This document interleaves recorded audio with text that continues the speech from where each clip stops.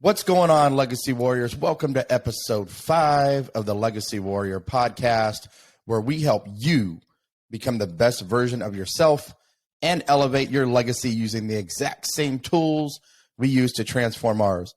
Look, I'm here with my partner in crime, as always, Stephanie McKinley. Hey, everybody. And we cannot wait to get into this conversation with you today because we have grown so much as human beings in our capacity to do what we're going to talk about, and that's setting boundaries. And I want to give a big shout out to one of our listeners who actually went on the Legacy Warrior podcast Instagram page, sent me an IM and said, hey, can you talk about boundaries? Specifically, can you talk about why they're important? What the heck are they to you guys? How do you establish and maintain them? And then, as always, give your 4 keys, especially when it comes to setting boundaries with families. And look, guys, you know, I've done a lot of healing from trauma. What I've found in my history is that setting boundaries with family members, especially, but in every capacity of your life, including with yourself, only leads to healthier relationships.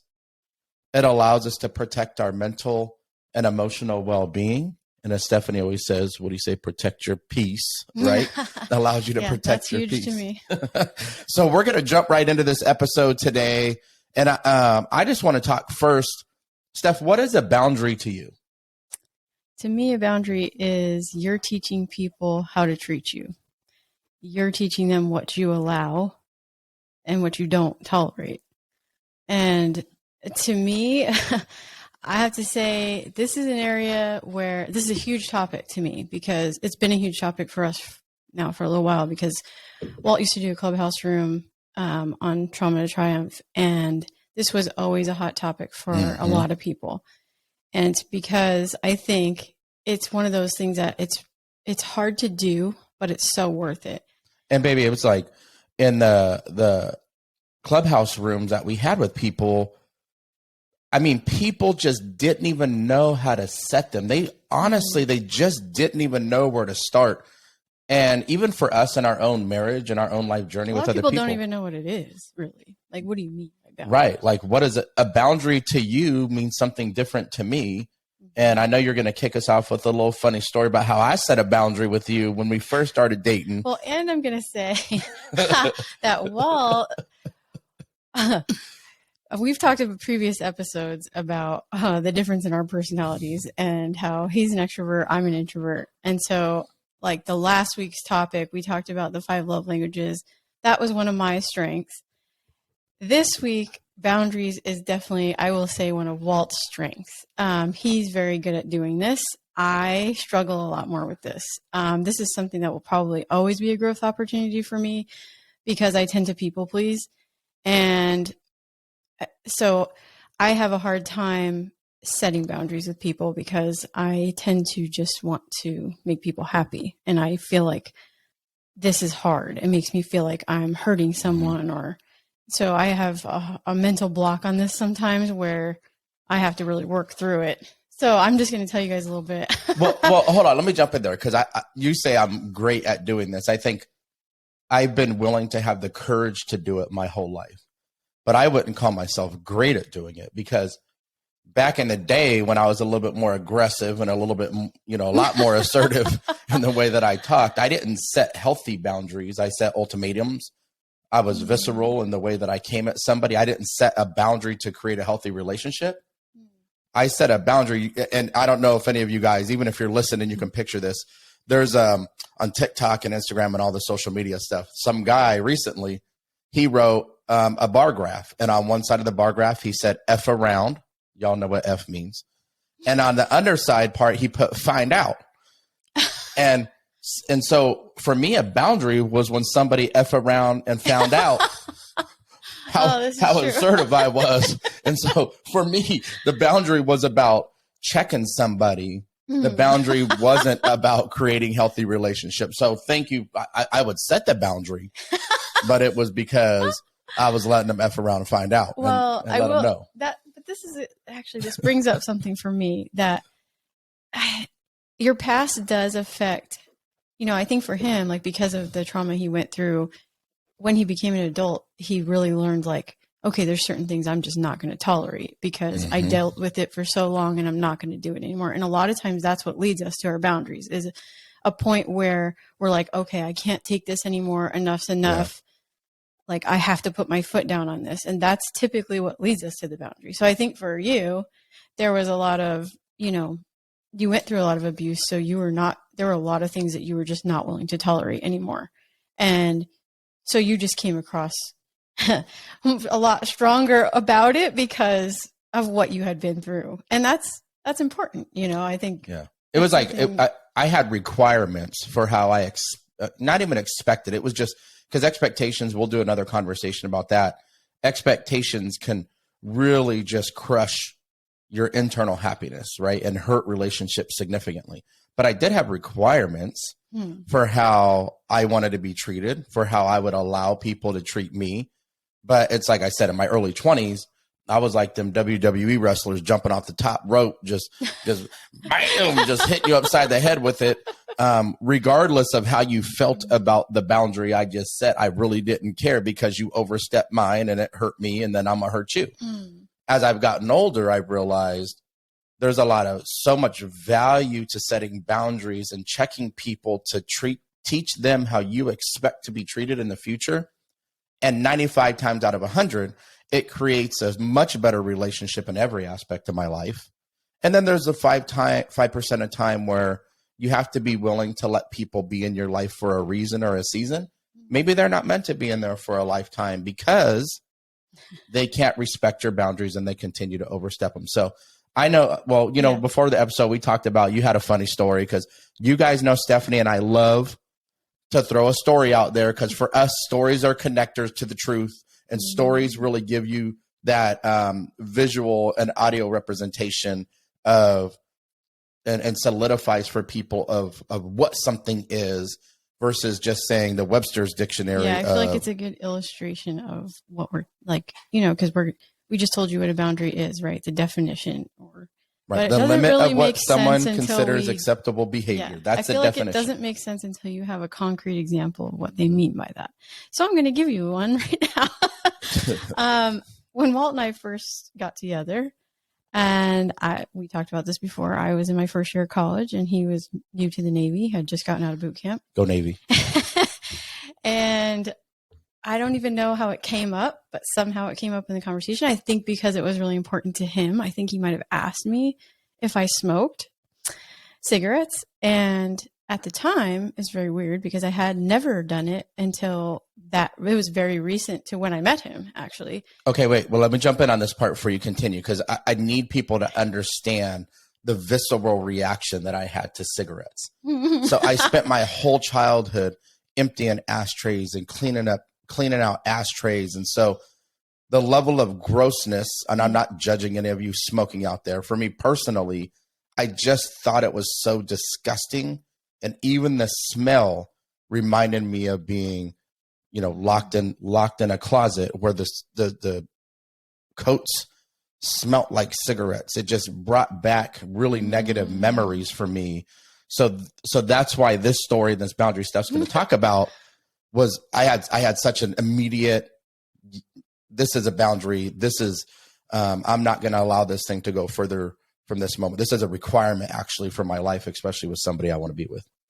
Yeah. And so obviously I just met him. I didn't know any of this about him. All I knew was he asked me about it and I said, oh, I just occasionally it was like I was experimenting because I just started college. So I thought they were actually really gross too. And I was never around anybody that really smoked because my parents didn't smoke. No one in my family smoked. And I just was doing I went to a party and we were drinking and I would have a cigarette, but that was it. Like I never really. Well, your best friend smoked, right? Yeah. So it didn't mean anything to me. So I just said, oh, well, I have. It's not like it's something to do. And he was like, okay, well, I'm not going to tell you what you can or can't do, but if you're going to smoke, it's not going to be with me. And that's exactly how he put it to me. And I was kind of like, wow, okay. We're setting boundaries now. Okay, I got you. And I was not used to such directness. So for me, I was like, wow, okay, well, he Oh, definitely my knows what goodness. he wants and doesn't want, I mean, but I respected that. I respected that he was that upfront about it because I was like, cool, well, we both won't waste our time if, I understood where he was coming from. And honestly, I appreciated it because I was like, well, really, you are saving us both from wasting our time, because if one of us does and the other doesn't, this isn't going to work out. And the cool thing is her reaction to that, because she could have reacted negatively. Instead, she responded and she said, well, because I didn't tell her she couldn't smoke. I wasn't going to tell her what she could and couldn't do with her life. What I told her was if she chose to do that, we wouldn't date. And she goes, well, I think they're gross anyway. I was just doing it because, in college everybody's having some drinks and they're smoking. And so like, I'm cool not doing it. And I'm like, oh, well, shoo, right on. I guess we can continue dating then. Cause I was serious. It was a requirement for me. You guys got to understand how I really felt. Yeah. And I'll tell you, and one of the only other, so then I felt like, okay, but he opened that line of communication for me. So I was like, okay, well, if we're going to be this upfront with each other, then I'm going to let you know right away. I had an issue with motorcycles. But this wasn't like if you can't date me and not smoke. And she was like, okay, bet. Then you can't ride a motorcycle. Right. That it was like years later when we had this conversation. It came up later. It wasn't something I said right after he told me that. Was it a tit for tat? No, it wasn't like that. It was like later down the road, it came up probably because we saw somebody riding one or something, or maybe he got offered to ride one. I don't know. You know what it was is my buddy and I, right before I joined the Navy, my buddy and I, he had a friend that had motorcycles, and we took motorcycles to Vegas. That's right. And I told you the story, and you were like, this is a great opportunity to set a boundary. So go ahead. Yeah, so he told me about how he rode these motorcycles with his friend, and they're going 100 on the freeway and all this stuff, right? And but in my head, I'm thinking like, well, this is one of my requirements kind of, is that I witnessed something when I was like 8 or 9 years old, and it was right next to my childhood home. I lived right next to I don't know if you can call it a freeway, but it was like a smaller freeway that, the speed limit was 45 miles an hour. It was a highway, but in the middle of nowhere. It was pretty rural. So even though the speed limit was 45, I mean, even me driving back then, and you too, right. we'd speed be doing 45, 60 but 60, most people 65, did 60 on it. And it was an intersection. Like my house was on the corner. And so that was an intersection to another road. And I used to cross it all the time because a little girl that I played with lived on the other side. So I always had to cross this freeway. And I was standing at the stop sign looking to cross. And it just so happened that I witnessed right in front of me, there was a van that had pulled up to the stop sign on the other side. And this motorcycle was flying down the freeway or highway and didn't see the van, and the van didn't see him. And they collided right in front of me. And I watched the guy on the motorcycle fly off head first into the pavement in front of me. So I witnessed that. And it never left me. It will forever be in my mind. So I just, and then and then there's been other incidences of friends that have, like other people we know that have died on motorcycles also. So I just, to me personally, I felt like they're like a death trap, and I just didn't want anyone that I love to be riding them, because it just, and I wasn't going to tell him, like, I just told him how I felt about it. I shared the story so he understood where I was coming from and why I felt strongly about it. And so, and he... hold up now. Look, she's leaving out a really critical part of this. And she said, and if you get a motorcycle, I'm going to be pissed. You said that to me when we talked about it. You gave me all the reasons why you didn't like it.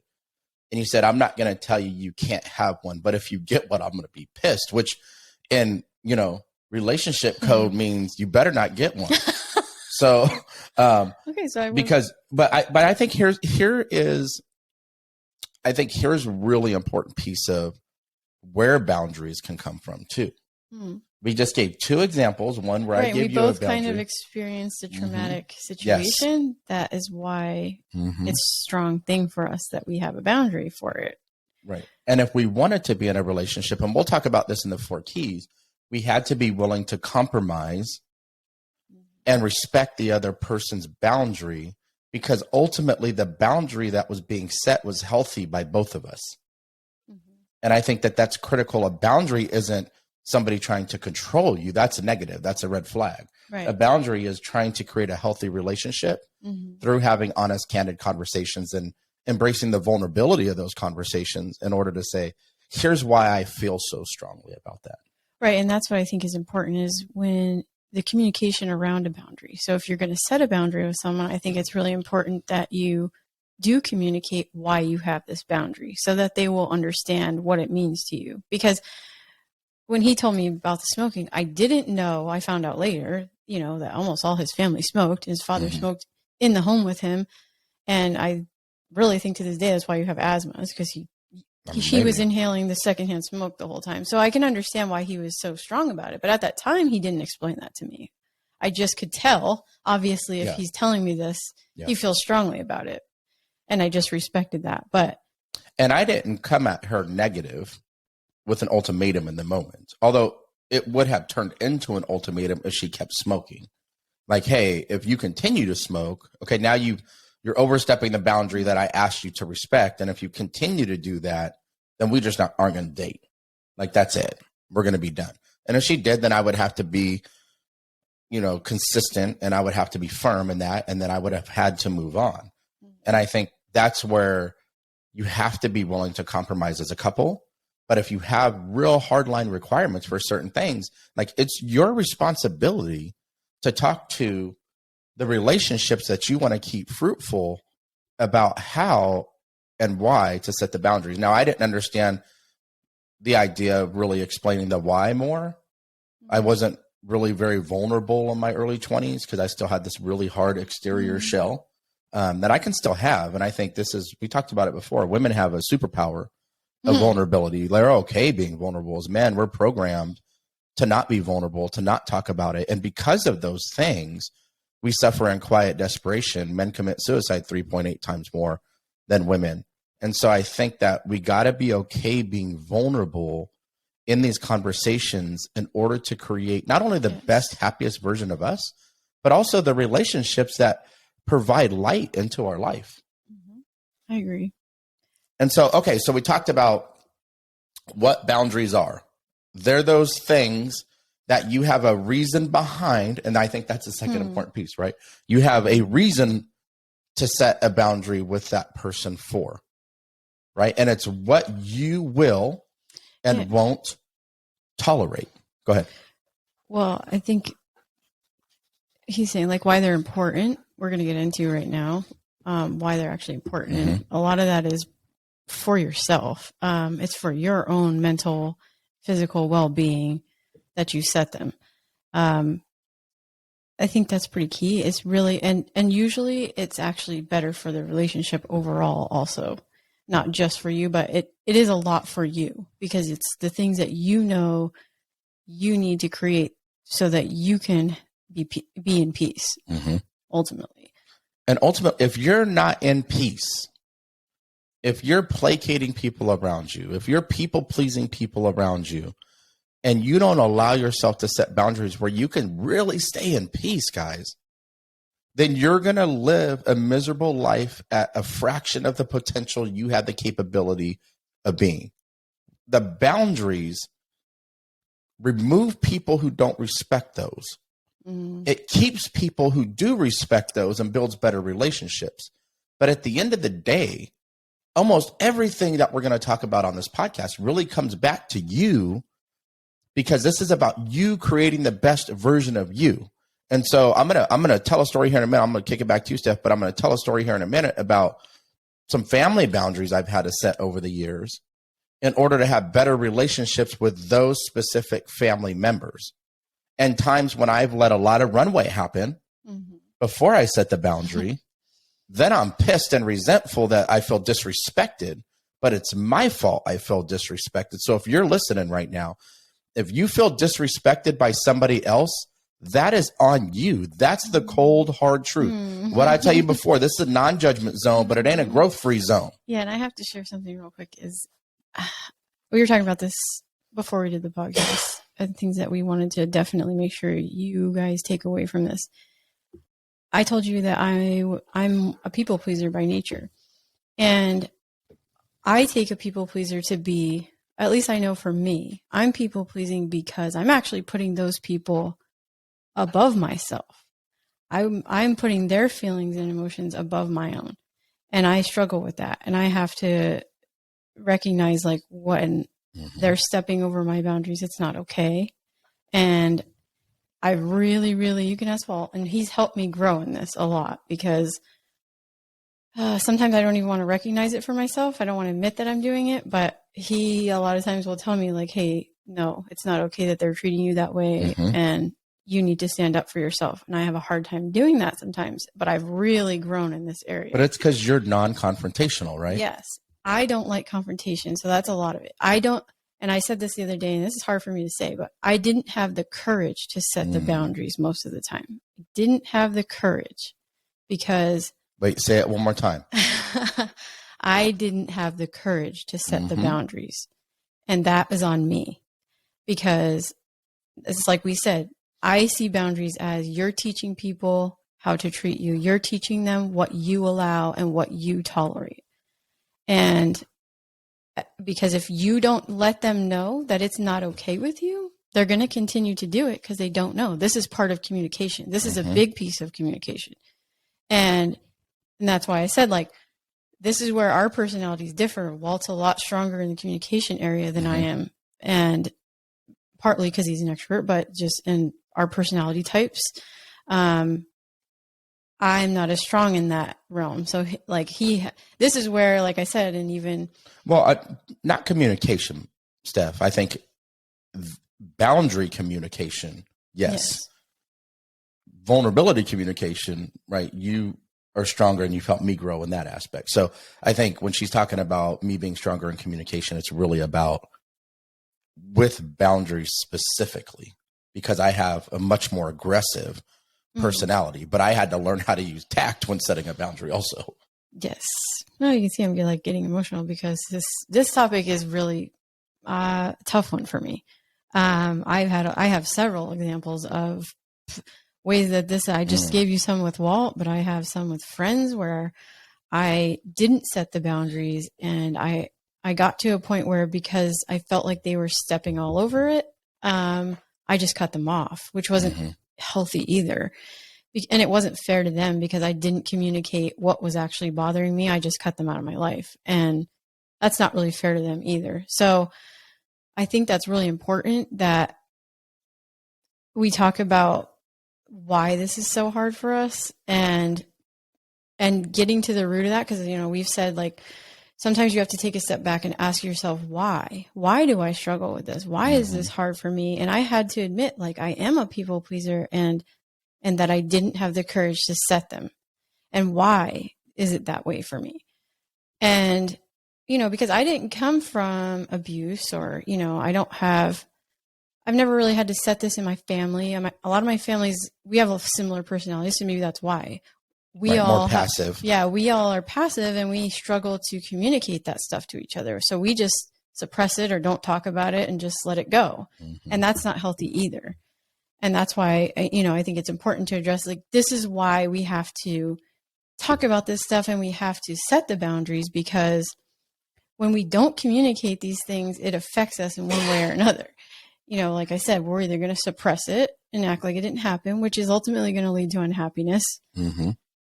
Where what I found is, when I actually did have the courage to set the boundaries, I felt empowered, and I actually learned that it made my relationship better, and the person respected me in a different way because I communicated it to them.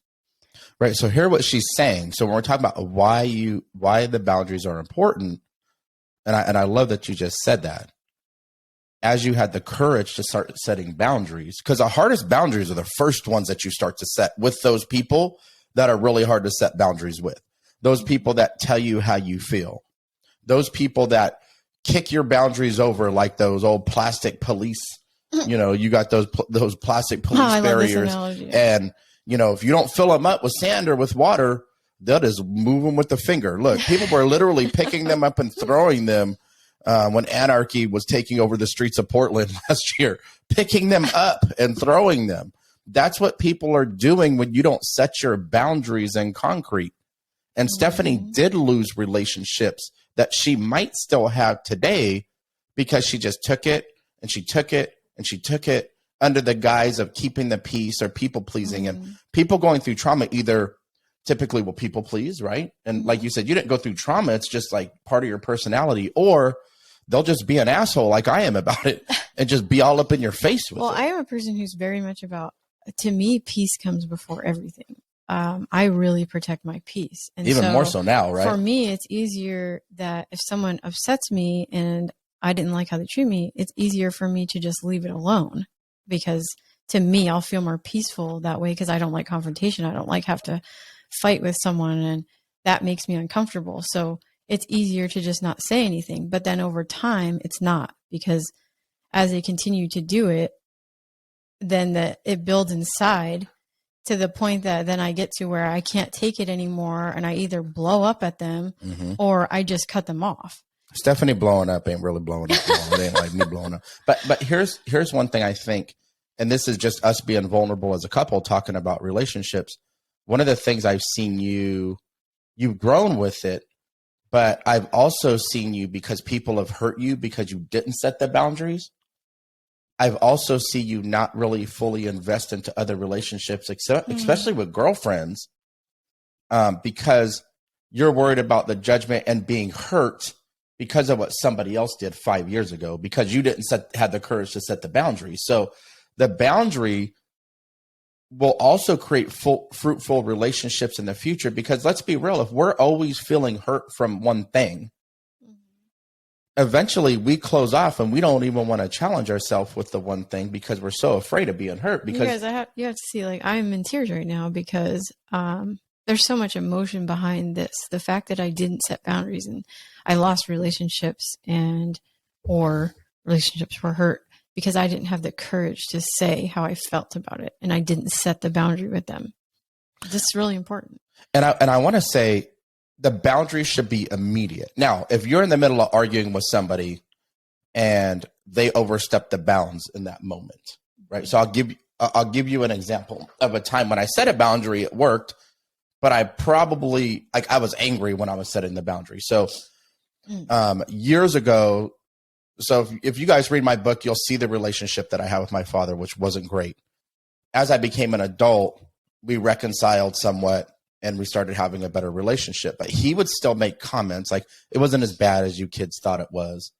It wasn't this.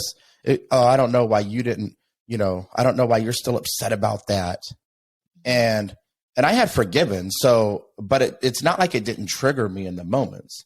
And so one time we flew from Virginia. I was stationed in Virginia. We were coming home to visit my Aunt Diana and my family in Yuma.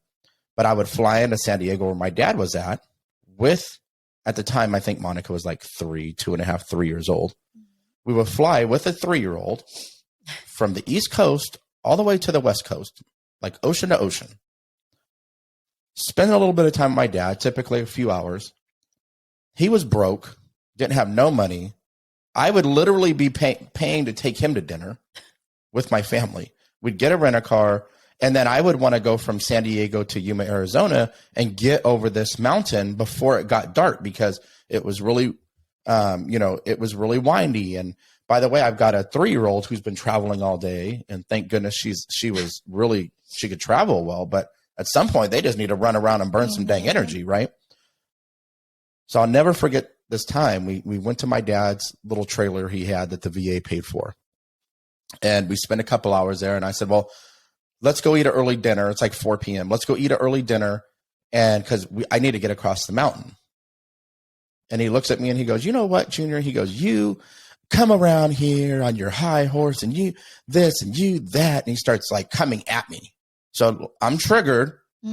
My ability to respond in those days wasn't great. But I knew that I had to set this boundary. So I looked at Stephanie, and Stephanie's looking at me like, oh my gosh. Yeah. And because she could see my face turn from like, well, let's go eat some dinner. I'm pretty hungry. Is about to get ugly. To being like, I don't want to put hands on you, but man, I really feel like it right now. So I look at Stephanie and I said, take Monica out to the rental. I'll be out there in a minute. And I closed the door very softly behind them because I didn't want my daughter around that tumultuous, nor my wife. And I looked at him and I said, if you ever talk to me like that in front of my wife and daughter again, or just talk to me like that at all, I'll never talk to you again, ever. Ultimatum, right? I was so sick and tired of being sick and tired by his attitude. And I didn't set the boundary the other times fast enough that now my boundary is coming with an ultimatum. And I said, don't you ever talk to me like that again. I said, the fact that I even show up to speak one word to you is a blessing for you based upon what you did to me. And at that point in my life, I really felt like everything happened to me versus for me because I wasn't healed. And he calmed down and realized I wasn't playing. And he goes, well, I'm just saying, like, I want to spend time with you too. And I said, you're not even considering the fact that I just have been traveling literally for 8 hours at this point, and I still got a 3-hour drive ahead of me with a baby. Like, I need you to have some respect for where I'm at too. And we all went to dinner, and we had a good dinner after that, and I dropped him off and we left. But I was still kind of in internal chaos at that point, even though I set the boundary, because I waited so long to set it. And that's why setting boundaries immediately are so crucial before the resentment hits, before the anger hits, even with your family. Now, there may be a time when you have to say it right then and there, but there's other times when maybe they disrespected you, or maybe they're always telling you how you should and shouldn't be, that you need to be able to come back to them later and say, I feel like you're being really disrespectful. I'm not you and you're not me. And I need you to respect the decisions that I'm making for what they are. I'm not making these decisions flippantly or errantly. I'm making the decisions that I feel like are best for my life and my family. And you can't tell someone else how to feel. Like, we feel how we feel. You're not wrong in your feelings. It's how you feel. And it's based on the lens you've been through in your life. Like, we all have a different experience, and we all are walking through life because in a different way, because we've gone through different experiences. So how one person reacts is not how someone else is going to react ever. And even your parents, we're all looking at through our own lens, have been through different experiences. Yes, so the absolutely. way that you respond or react to things are going to change too. So I think, like Stephanie just talked about, why are boundaries important? Boundaries protect your mental health, your emotional health, your peace, and most importantly, by doing that, you teach people how you expect or how you require yourself to be treated.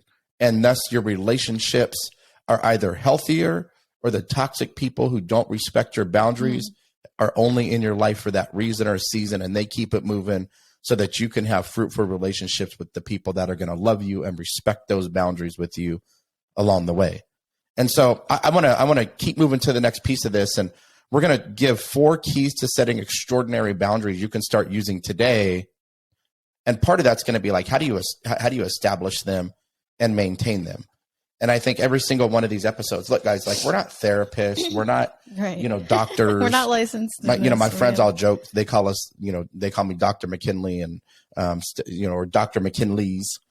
And because I love to advise, it's what I do. Stephanie loves to advise. And if we can help anybody avoid a pitfall that we've fallen into, then we're doing our mission in life. We're definitely sharing this through trial and error. Yeah, everything we're sharing with you, we learned through trial and error, or we learned through our mistakes, and we're sharing with you from our real life experience.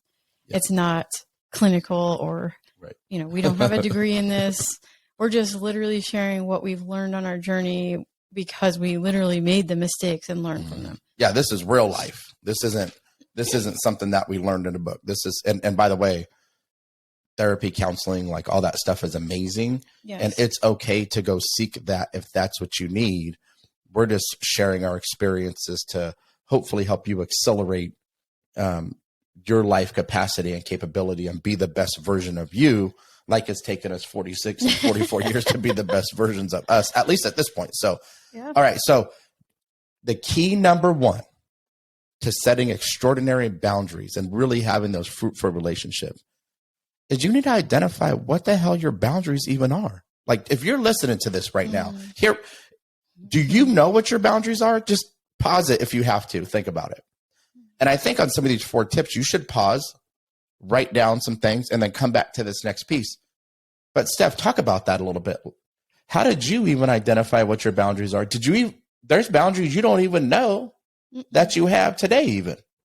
No, I was going to say, just like I mentioned earlier, I think a lot of times you find out what your boundaries are when someone crosses it.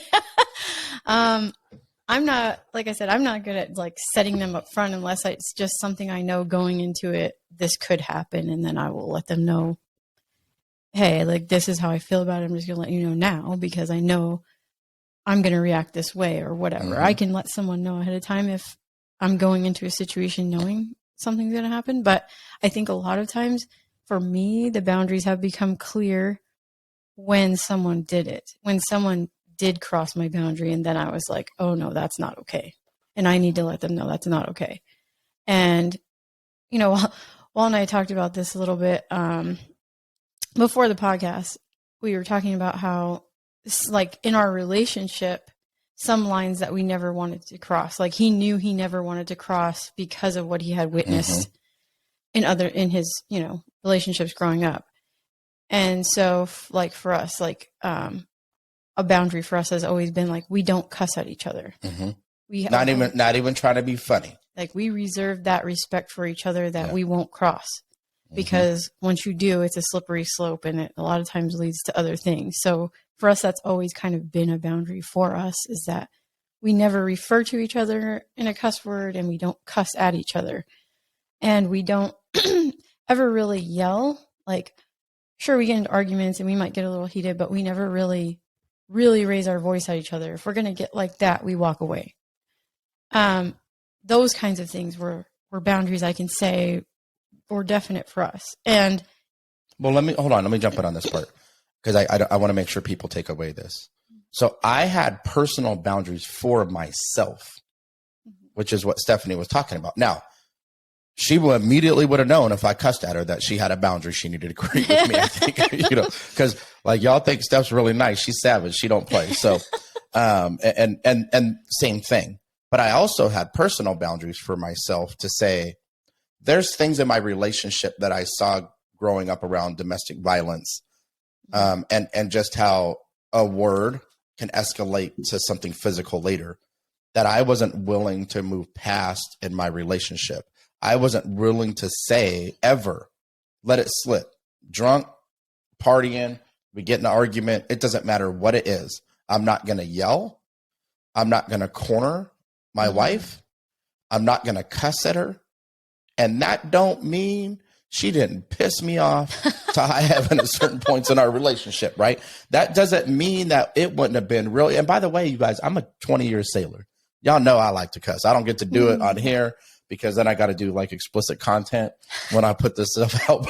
But you know, they say a cussing sailor is a happy sailor. So, you know, I use foul language and I'm limiting that as I get a little older. And I didn't do it a lot when the kids were little, but it would have been really easy for me to just say some of those things, to call Steph a B, or be talking to my buddies and be like, man, my wife is acting like such a B right now. And you ever seen that Key and Peele skit though? They'd be like, did you really say that? You know, oh my God, it's so funny. But when did it become appropriate to even call your friends that? When did it become appropriate to just use a level of disrespectful, you know, language and think that it was okay? Right. Like I don't ever find that funny, or even when I see it with other people, like if I see another couple and he says that to her, she says it to, I'm not okay with that. I don't like it. I just think it's wrong. Or even girlfriends or guy friends, right? Like what happened? Like don't joke about that. Even with your little kids, like I've seen little kids that cousin. I know it's funny because you know they don't really even know what it means, and so. But we've been really big like on. If we are going to laugh about it, then we don't let them see it because we don't want them to think that that's funny. So you got to identify your personal boundaries that you have internally. Like what requirements do you have for the way you want to move through in life? And then what boundaries do you have? And most of the time it's based upon experiences because you don't know that you have the boundaries until the experience lets you realize, hey, it's not okay for me to be treated like that. So identify your boundaries for yourself, write them down. Identify your boundaries for other people. And then the second key is you need to communicate your boundaries clearly. It'd be like when I told Stephanie, you know, we like to tell the funny stories too. So when I told her you could smoke, but it ain't gonna be with me. That was definitely very clear. And I'll give him that.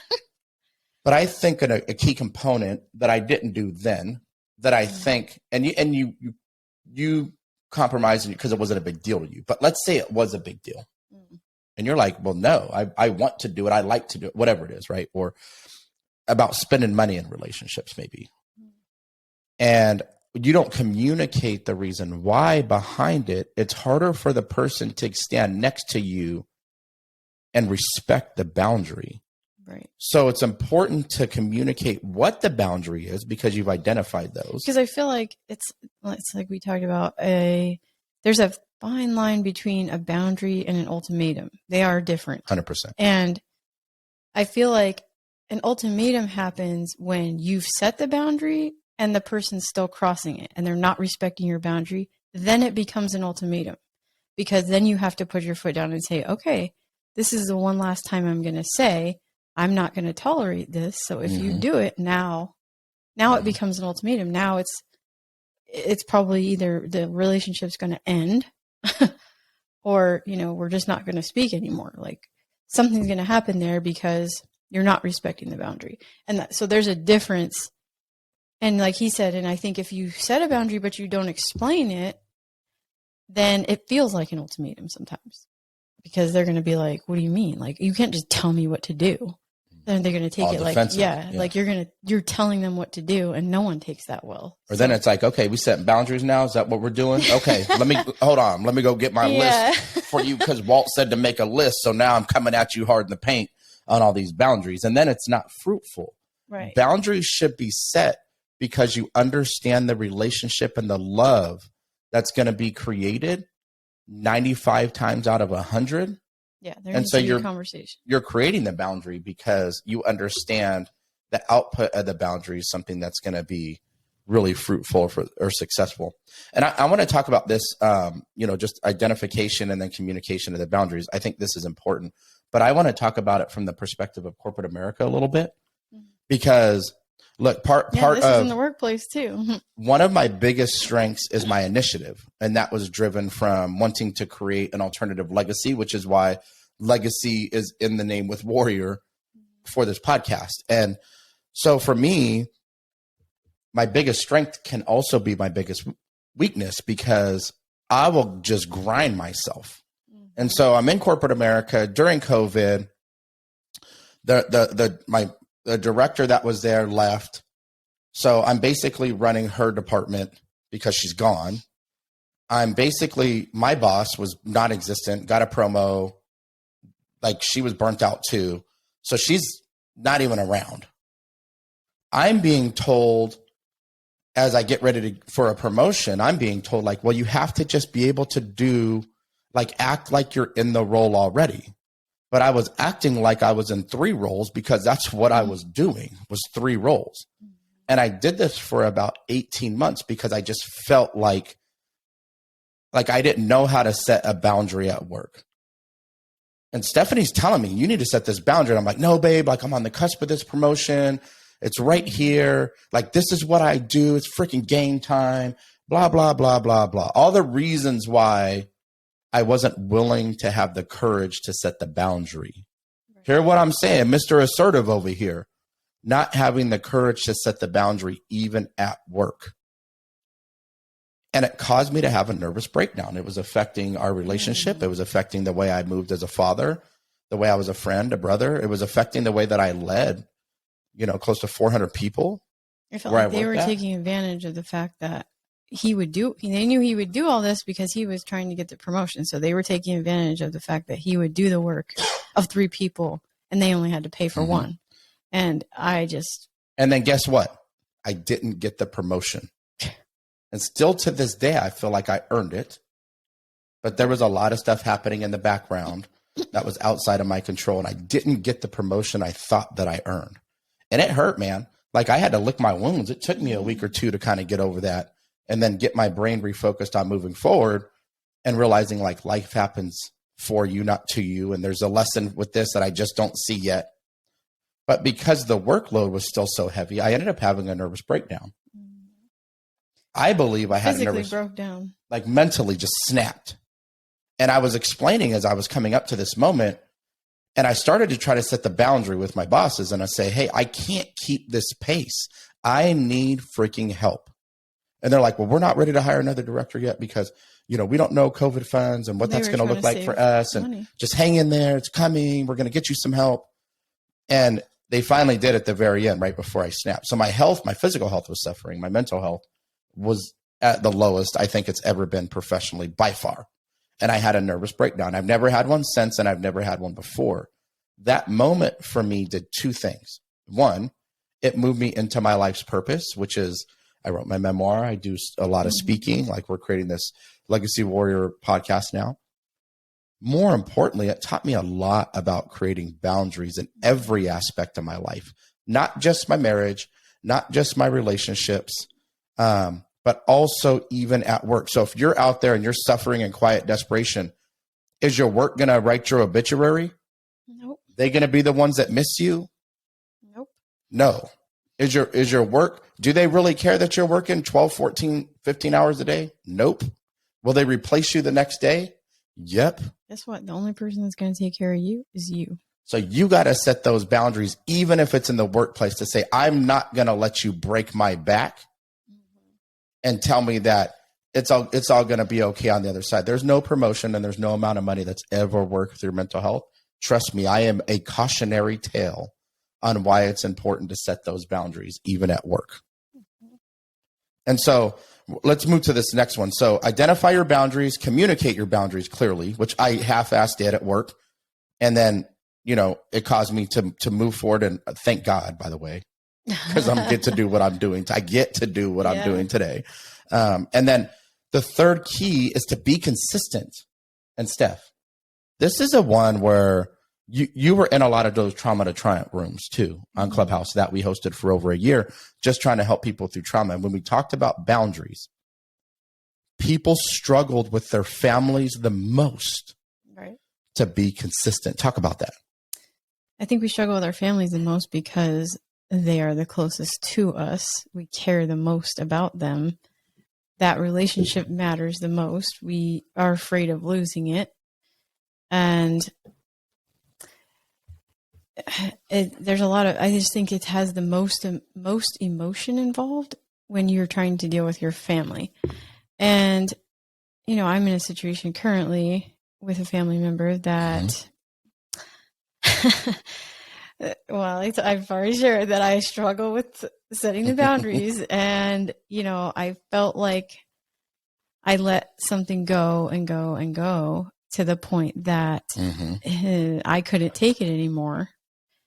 And I needed to set the boundary. And currently I did kind of put a boundary, but I haven't. And now I need to have the conversation with that person to explain why I have this boundary. Because right now she doesn't actually know why. Right.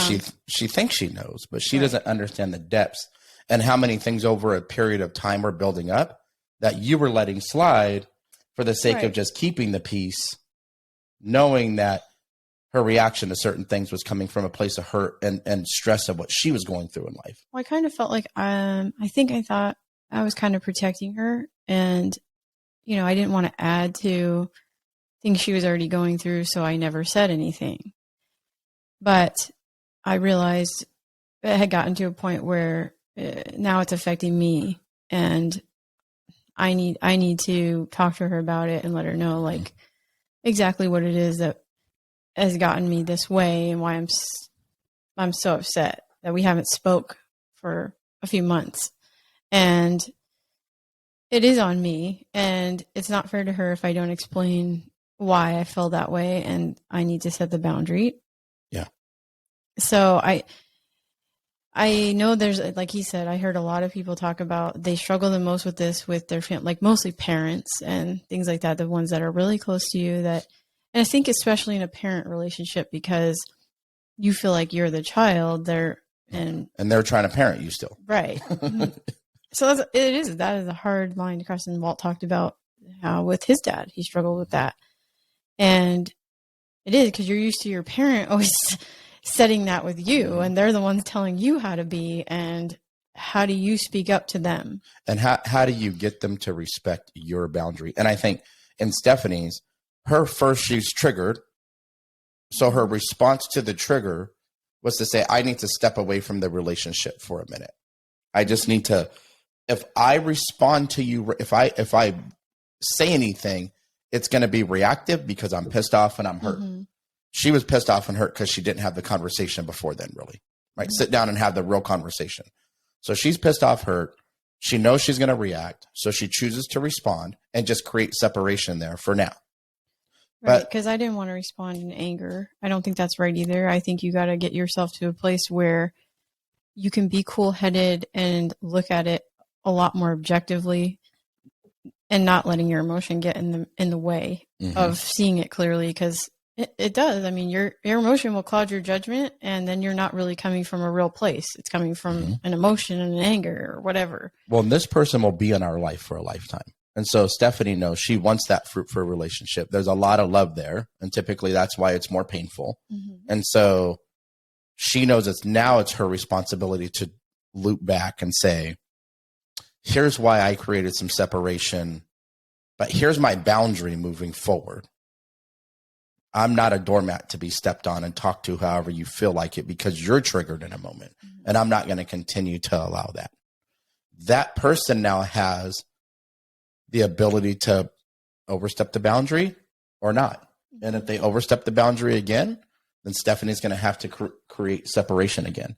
Mm-hmm. And it might really hurt their relationship. I mean, I'm confident that it won't. And I'll give you an example. And I think that this is important because my life hero, when I first joined the Navy, you come home and I'm 20 years old, 21 years old. I want to party with my buddies and see my friends when I come home. Mm-hmm. And one of the first, it was back in pager days. Okay. One of the first times I came home, my life hero, my aunt, she was working, like, I'm not joking, you guys, like 70 hours a week, crazy schedules, 80 hours a week. So my buddies drive up from 5-6 hours away in a car that they were literally putting oil in on the way because it was burning oil.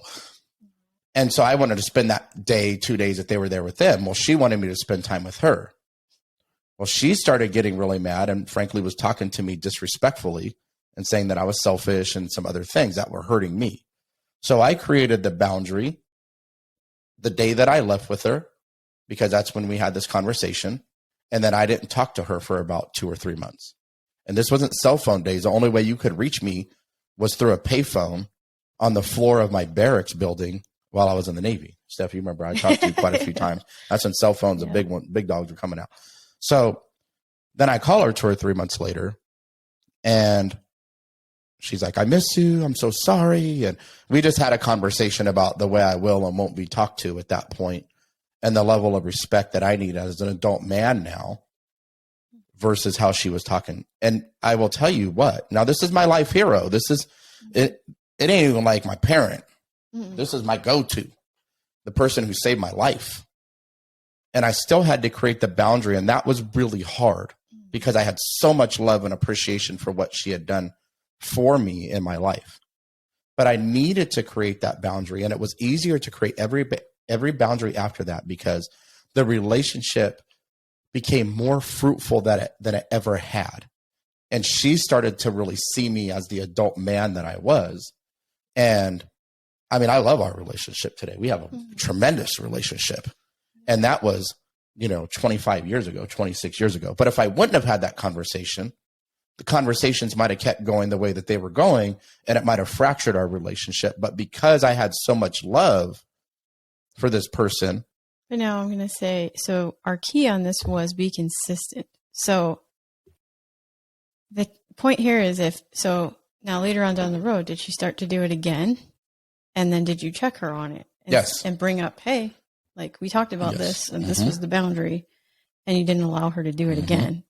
Because this is what happens is even when we set the boundary, it doesn't mean that, like, you do need to set it, and you but you have to make sure that you stick to your boundary. Like if you set that boundary and that person continues to do it again, you have to say something. You have to put that boundary up again and say, hey, I told you how I feel about this. Please respect, what I asked you. And if they don't, then that's where there's got to be consequences and accountability. And you're right. There was times over the last 25 years when there was maybe a reaction on her side. We would have a conversation. And by the way, I'm not perfect too. I've reacted to stuff too, right? So I own my own accountability and responsibility in that. But we would have, and then immediately I would have the conversation, and I would have the conversation because I don't expect perfection because it's unrealistic. I don't expect anything. I just have requirements for how I will and won't be loved. You just have to make sure you don't just let it go. Like if you set the boundary and it happens again, you have to say something. You can't just, you have to make sure they know that's still a boundary for you. Because if you don't communicate it, they don't know, and they're just going to keep doing it. So that's on you if you don't say something. So don't let them Portland your boundaries like they did with them police barriers and pick them up and throw them like saying, and then step all over your boundary. Make sure those boundaries are set in absolute concrete, because it's a requirement for how you expect to be treated in your life. And be okay that you might not talk to that family member for 3 months, 6 months, a year, maybe even a lifetime, worst case scenario, because you deserve more. You are worth more, and you have requirements for your mental health and your emotional peace that you won't let anybody overstep, so that you can not only feel and maximize your own potential, but you can love everybody else in the capacity around you that respects those boundaries.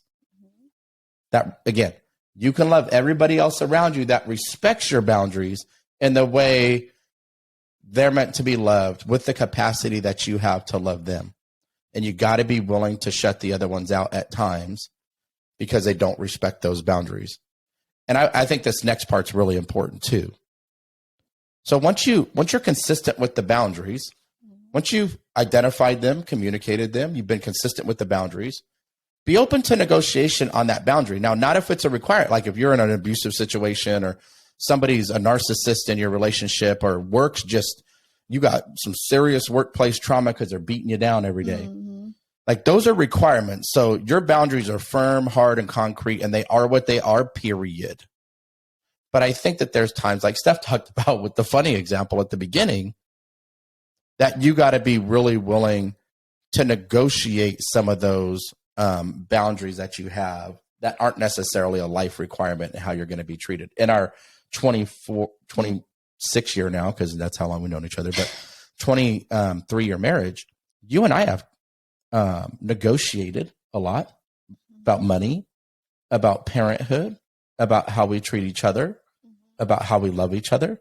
Like there's boundaries in all of those things, and we've been able to negotiate, and it doesn't have to be just her way. It doesn't have to be just my way, because we love each other. It's our way.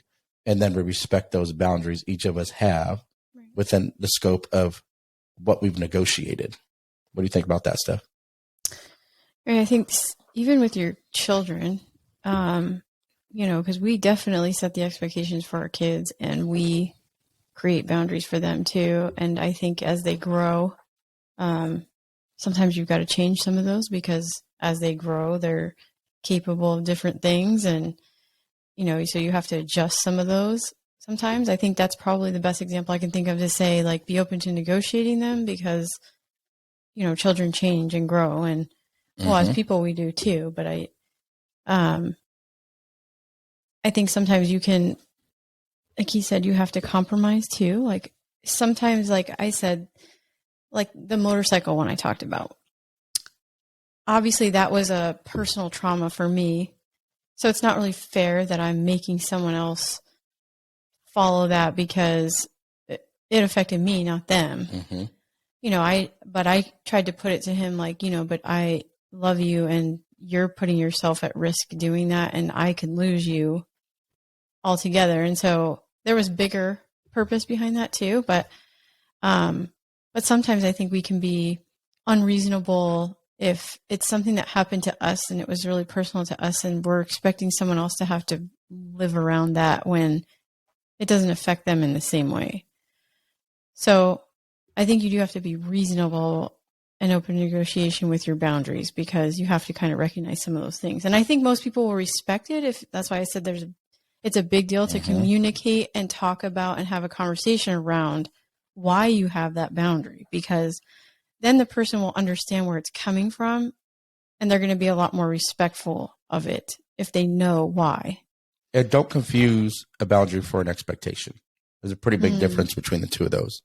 Right. So let's recap, right? So we talked about identifying your boundaries, communicating your boundaries clearly, being consistent with your boundaries, concrete barriers, be open to negotiation, except for the things that are your life requirements, to make sure that both parties feel like they have a voice in the boundary being set. So look, guys, we've covered a lot today. This has been, I just love this. This is so much fun, right, Steph? Right. So much fun. Do you have any last words on boundaries before I close this out? No, just if you learn anything from me, it's have the courage to set them. Work on that with yourself, because it really does make all the difference in your relationships. You'll have much more meaningful, fruitful relationships when you set these. They are really important. And I can tell you, because I have grown and I have learned to set them, that you will empower yourself. You will feel empowered by doing it, especially when they respect the boundary and you realize that it actually made your relationship better. Yeah, and I think that's the one thing I want to leave with you guys is, and the reason we tell personal stories on this too, is we want to give you the belief on every single topic we talk about, whether it was this, week 2 where we talked about how I healed from trauma and how we, Stephanie, created a safe space, whether it was week 3 on how we talked about how to self-love yourself. What kind of self-talk are you doing for you to create a great internal relationship? And then how do you communicate with other people? Or it's this week on how to really create the boundaries. We're coming to you to give you the belief that if you do the things we're talking about, if you follow the 4 keys every single week, you're going to maximize your potential. But more importantly, you're going to create better relationships in your life. And by creating those, you're actually going to increase your life ceiling and become more powerful than you ever thought that you could be. And so speaking of power, I can't wait till next week. We got my brother from another mother, Christopher Roush. We love Christopher. Oh man, he's going to set this place on fire. He's a true warrior, and he's a great example of someone who's turned their pain into purpose. Yeah, and he absolutely. So we talked about real people, real stories, real triumph. That's the tagline, right? We wanted to give you guys a few weeks to get to know us.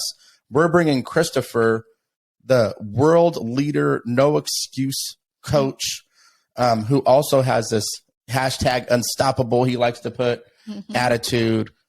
You're going to hear his story from being a homeless kid in LA, 7th grade dropout, to how he became triumphant and the tips and tools and tricks that he learned along his own life journey that Stephanie and I can learn from, and that you can absolutely learn from in order to be the best version of you. So we're pumped to bring our first guest. Yes. And have that conversation with Christopher next week. I know he is going to just give you so many different tips and tools that you can use immediately to elevate your life. Yeah, he is the no excuses coach. He will take away all your excuses.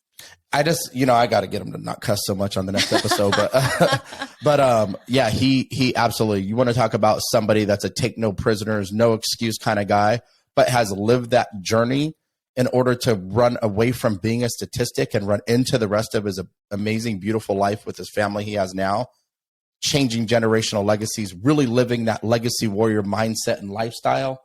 He is actually the epitome of an amazing guest, and that's why he's going to be the first one on the episode next week. So don't forget to share this episode with somebody you know you can use it, and don't forget to give us a review on the podcast, because I don't even think everybody realizes, I never did, how much it actually helps. We got 8 weeks to get on the What's New page. on Apple Podcasts. Yes, Reviews help us are reach that goal. number one priority for that.